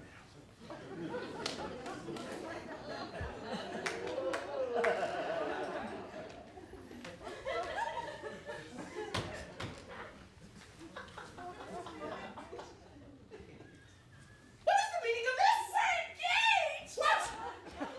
Engaged! He loves me, Mama. He wants me to go with him to Petersburg, and I know it's all very sudden, but it's what you said you've always wanted for me, and surely you mean what you say, Mama. Daughter, please remove yourself to the parlor while I speak to your inamorato. Au revoir, mon chéri.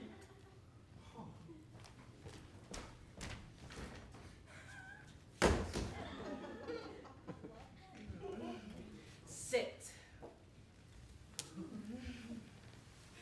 So, alone at last. Well, not really. I'm here. Master of logic. Such a rare experience to banter amusingly with someone of wit and intellectuality after being out here for so long. Out here for so long? You didn't think I was from this backwater, did you? No. I come from a different world. Mine was a very cultured upbringing. We had a book, and my mother whistled. Not that I haven't tried to make a home here to find fellow thinkers and like-minded people with the cultivated bent. Oh, you've had it rough, haven't you? Oh, I like it. Never mind. Naturally, I've tried my best to keep up appearances, but it's hard. Not only is it hard, it seems to be cocked. Oh, no. That's my pistol. Must have had it there all night. Violent as well as handsome. How dare you flirt with me and then make love to my daughter in my own house? Well, my house is too far away. Maria must have charms her mother missed. Oh, no. Don't say that. Maria is like you in so many ways. Is this like Maria?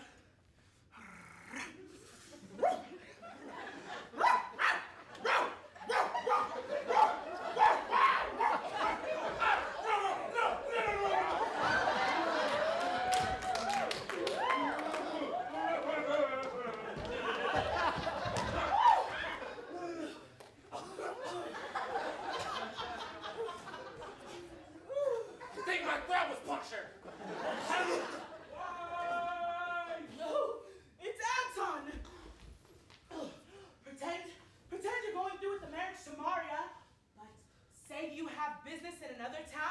leave at once.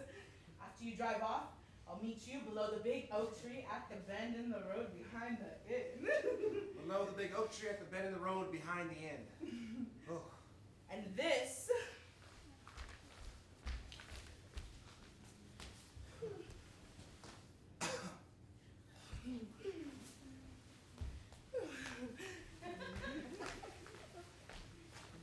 will take us to St. Petersburg and beyond.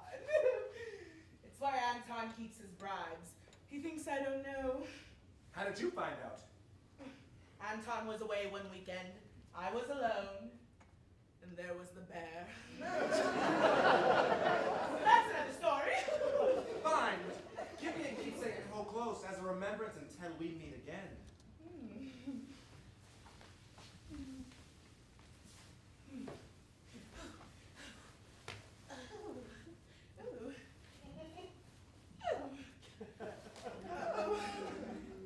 Here.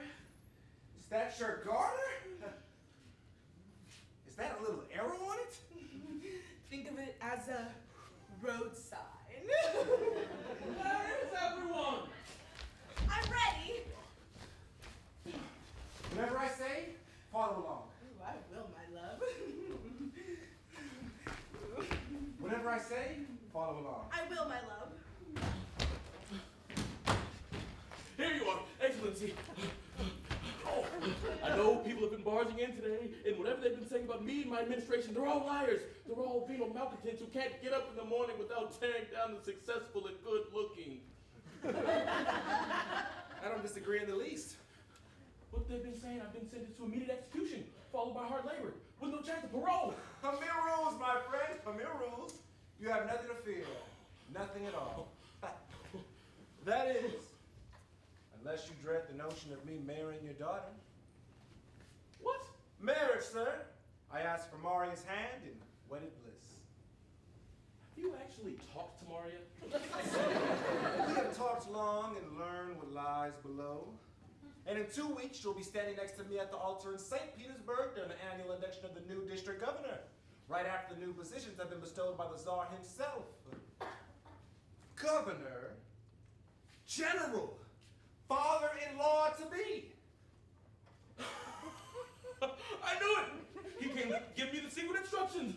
He came to make me district governor. Governor General Anton Antonovich Wozniak Dumakanovsky. Naturally, we want to keep this under wraps.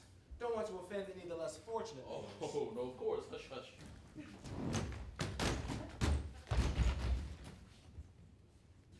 The coach leaves in 2 minutes, Master. Your Excellency is leaving? Business of the utmost importance and national secrecy.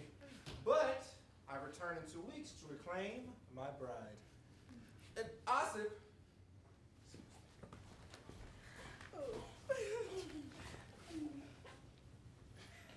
Master, I have a new level of respect for you. Meaning? Meaning I have respect for you. Well, my announcement posted at every road to here is a pass to speed you safely out of town. Thank you. Won't he be cold in that awful public coach? He won't ride that awful public coach at all. We'll take our troika. Horses too? All 6, but bring them back and do the damper tomorrow. But still, you should have a blanket, or what about this bearskin rug?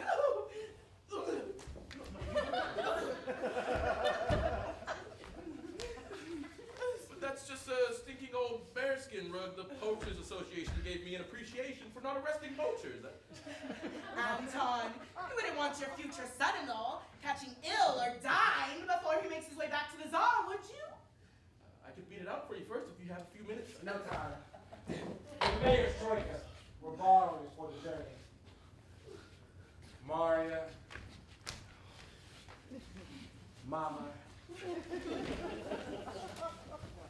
Mayor. My family. I must go now, but know this, that although I may be leaving you, I promise to think of the next time we meet every moment of my journey, including that part past the inn at the church where the big oak fountain rounds that landing bend behind the chapel wall. And sir, on that day we gathered to make public your new and exalted position, remember well the reason you were chosen. That was because of your leadership in what this town seemed to represent at this current point in our history. Farewell.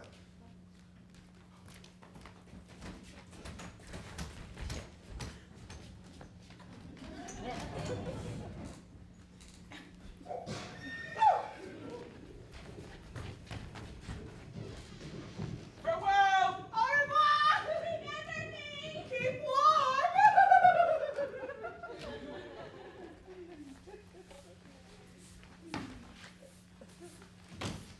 Khrushchev, guess what?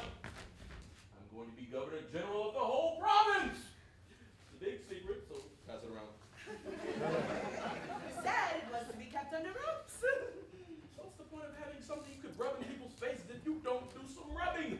Wife of Governor General, daughter of Governor General, father-in-law of the Tsar's imperial inspector, and papa to the wife whom thereof. Oh, hooray for the man! Hooray for the man! Hooray for the man! Hooray for the man! America's got up in the world and the rest of you are still here! Come on, dance with me. Come on. Anton, you're crushing my bustle. Tear it up. You won't be wearing these rags in the Capitol. We'll change our clothes. We'll change our accents. We'll change everything. Oh, we'll admit we came from the country, but when we do it, we'll do it in that way that says, yes, we still have some poor relatives who still live in those God-forsaken mud dumps, but we were enlightened and came here to the city. We'll pretend we miss the simple, slower pace of small-town life and its traditions, but in private, we'll thank God we never have to come back to this hellhole again. Well, we glean congratulations are in order. You heard? Well, we weren't the first. News of such momentousness travels fast. Could have happened no better man. Thank you. That son of a bitch. Nothing. What, you repeat everything I say now? Well, we just heard. How did he propose? On his knees, hands clasped, eyes pudding. You should have seen his face. You should have seen his gun. A gun? Nothing says love like a gun. Then he gave us the big news. Maria's pregnant? No. Maria's father is to be made Governor General of the whole province.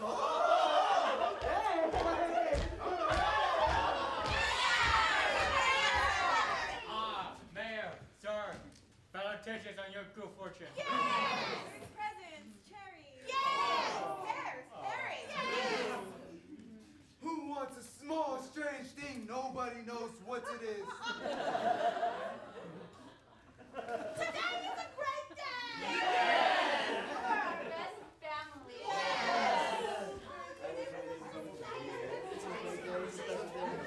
People, townsfolk, please. Now I know you've all gathered here today to congratulate my wife and my daughter and I on our great good fortune. And the right and proper thing to do would be to stand here and tell you all it isn't me who deserves this honor. It's actually all of you, the people of our town who have made this possible. He's human after all. But I'm not that kind of person.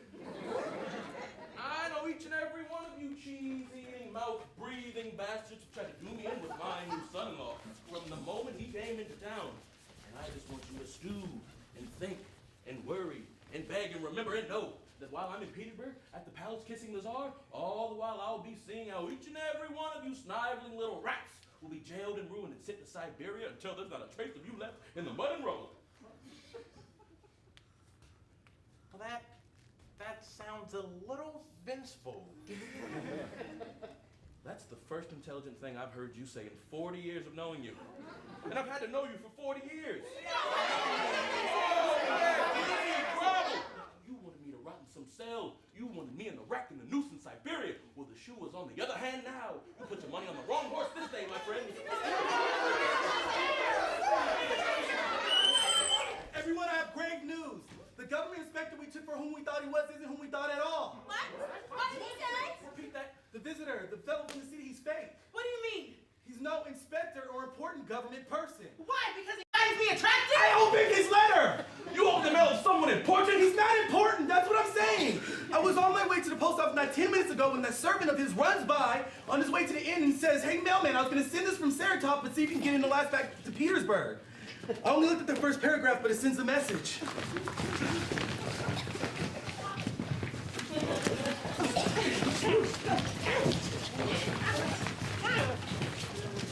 My dearest Tripitchkin, you recall when last we had traded letters, I have been fired from my position as clerk to the assistant associate undersecretary in the Department of Bureaus.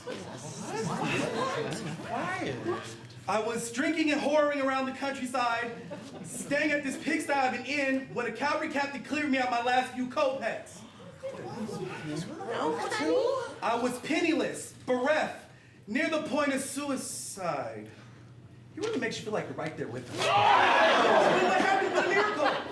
A mayor who shall remain nameless, whom I'll call Mayor Idiot. You didn't write that. He did. You didn't write Mayor Idiot. You wrote something else. He did. It's right there. I-D-I. No, your eyes are bad. It clearly says idol or Eichkin. No, nobody called you Mayor Eichkin. Trust me, people, I read people's mail for a living. It's Idiot. Here now, I am Mayor Idiot fell over himself, bowing, scraping, groveling like some kind of old doorman. It's a private joke, keen-eyed just around that my mayor's uniform on anyone else it would look like. An old doorman you would look like even without the uniform. But then again, I guess he couldn't afford a Mayor the Clown costume. After that, the whole town took turns bribing me, feeding me, making me drink a local wine apparently derived from straining garbage through a dead man's liver. It's hard to know who was the worst, but the post... What? Post what? The post-war period was a difficult time for all of us. That's all we wrote.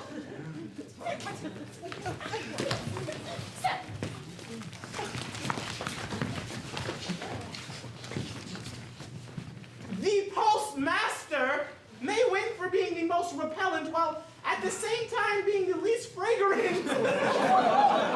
He reads everyone's mail and thinks himself some sort of power broker, but mostly he just reminds me of an old gossip woman with no friends and a bad smell she doesn't know is coming from her.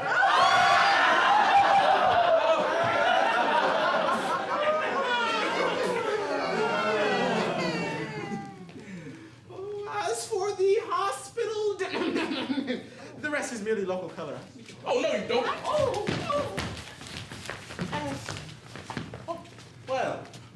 As for the hospital director, the only mystery I can have about this bumbling imbecile is why he drags around this incomprehensible physician with him everywhere he goes.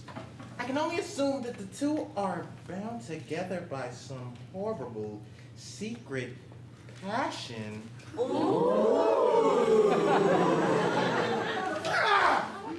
What is pasta? No!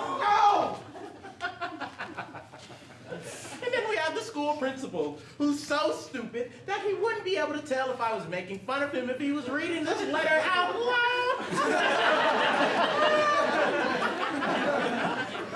Remember Hepatki, the headmaster, who hid under his desk and screamed at fear on the side of chalk? Well, compared to this school principal, Hepatki would be a god.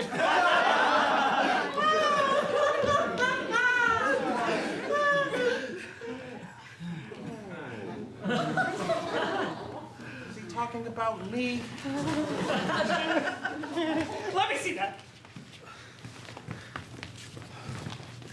Whew. Nothing about me. Page 2! Ulster is the judge. Upon this gas bag so frightened of being found out that his flop sweat almost melted 200 rubles. And all that sweaty hypocrisy from a man who bangs his gavel on every run from town to farm. Farm? Which farm? Put that down! That's evidence!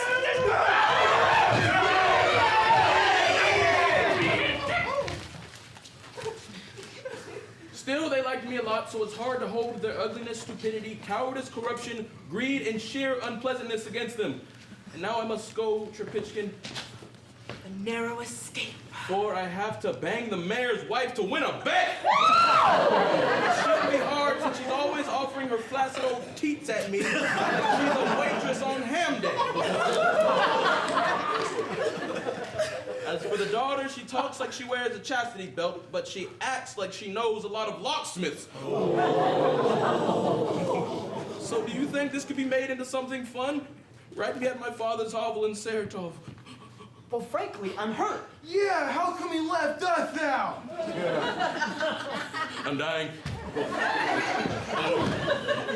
Blood is running over my eyes, distorting everything I see. I see pig snouts instead of faces. The last image of my life is a pig having a nosebleed. Bring them back. Head him off. I want that vermin back here this minute. He was given the fastest horses in town. Would have passed through every roadblock. All the Bukovices in the world couldn't catch him. Oh, for God's sakes! How could we be so confused? Were we really so naive and unintelligent? Well, I knew he was a fake from the moment I saw him. How? His servant told me. He did? Pillow talk.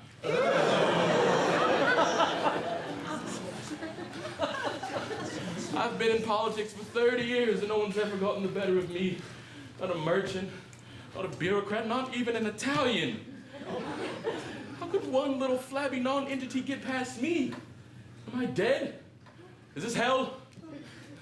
Yes. Hell is knowing what others thought of you when you thought they thought you well. Does this mean my engagement is off?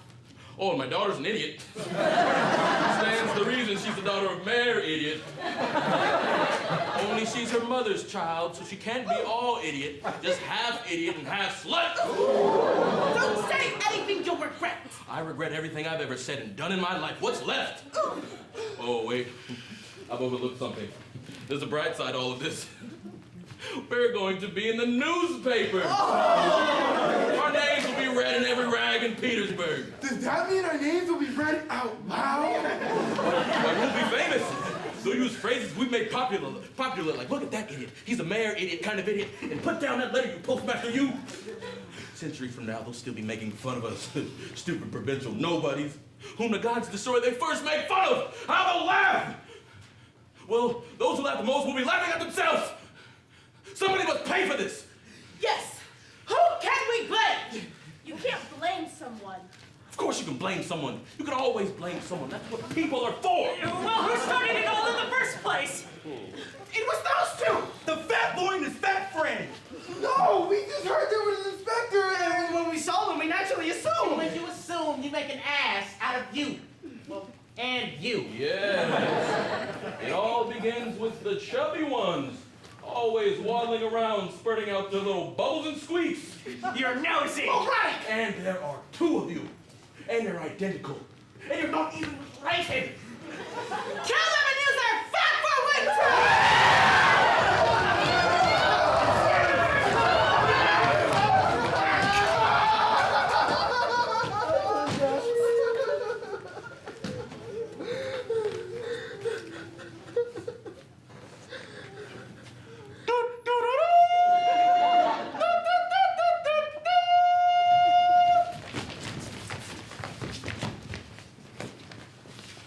The inspector authorized by the imperial government requests your immediate presence in his quarters at the inn. The inspector? He's arrived? No, sir. He's been here incognito for 3 months. What? 3 months? Who would it be?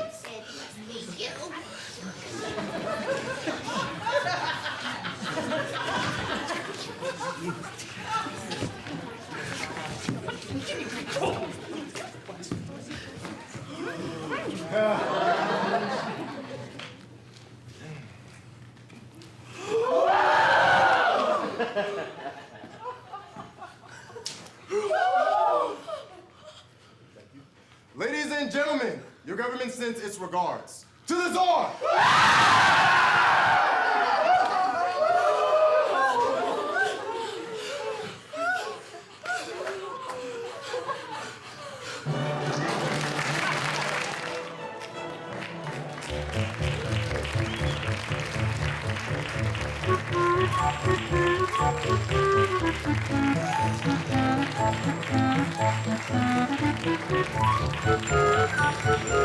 Thank you.